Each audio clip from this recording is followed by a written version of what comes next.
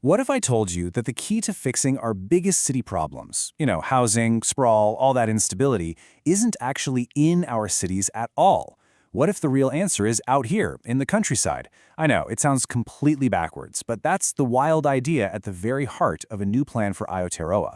So let's dive in and see what this radical new blueprint is all about. So we're looking at a huge piece of proposed legislation, the Aotearoa Planning Bill 2025. And our mission today is pretty simple. We're going to pull out the 5 most surprising, most impactful takeaways from this thing. We're going to see how it plans to use rural land, not just for, farming, but as a kind of anchor to stabilize the entire economy. It's a pretty bold move.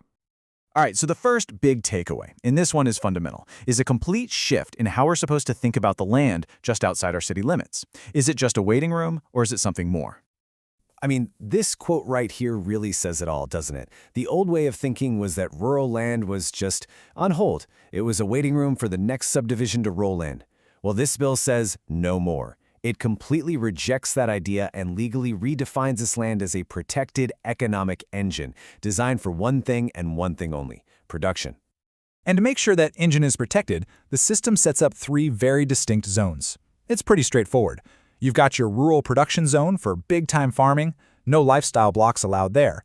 Then there's the rural mixed zone for smaller farms, maybe some tourism, but lifestyle blocks are heavily discouraged. And finally, you have rural residential. And this is key. It becomes the only place, the only container for that classic countryside lifestyle. See, every zone has a specific job, and the main goal is to stop our best productive land from getting chopped up into little pieces. Okay, so you have this new vision, but how do you actually enforce it? How do you hold the line? Well, that brings us to our second key takeaway, which is the powerful tool the bill uses to make it all stick. It's called the Urbanization Control Area, or UCA. And honestly, the best way to think about it is like an urban dam. It's a hard, physical boundary drawn around our cities to literally stop the urban sprawl from leaking out and flooding the countryside with development based on pure speculation. And this really shows you what we're talking about. You can see how the UCA acts as a hard stop. But this isn't just some line on a map.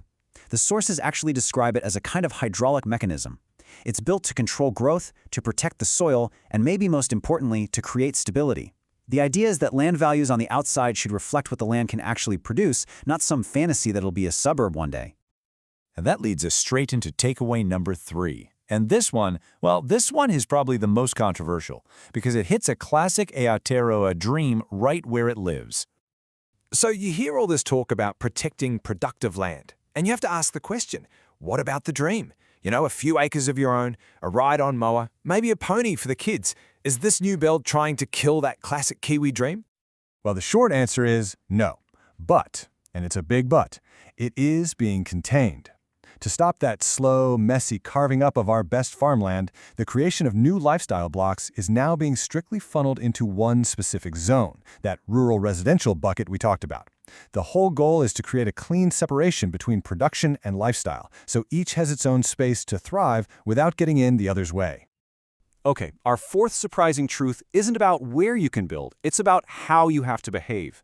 Think of it as a new rule of etiquette for the countryside that's actually being written into law. The problem it's designed to solve is called reverse sensitivity. And we've all heard stories about this, right?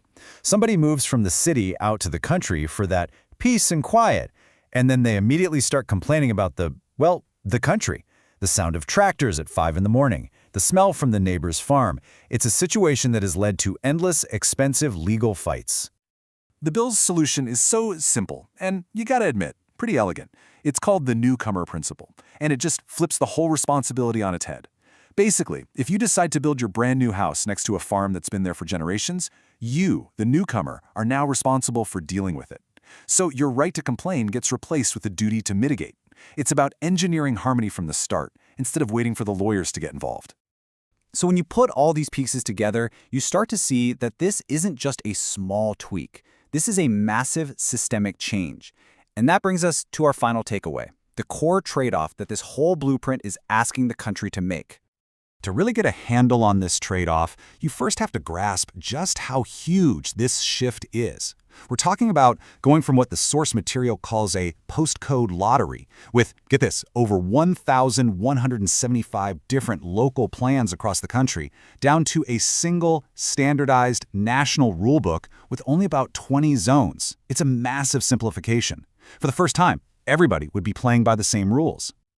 So why do it? Why go through all that upheaval? Well, the big promised payoff really boils down to these four things. You get certainty, so farmers know their land is safe. You get productivity by protecting our best soil. You get stability, so land values reflect reality.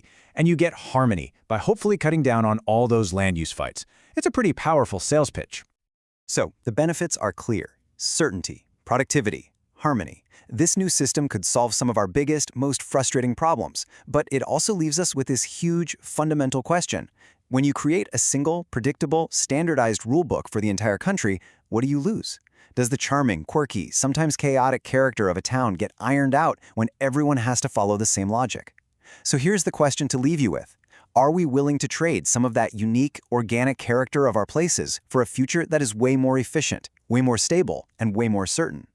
The answer to that is really going to shape the Aotearoa of tomorrow.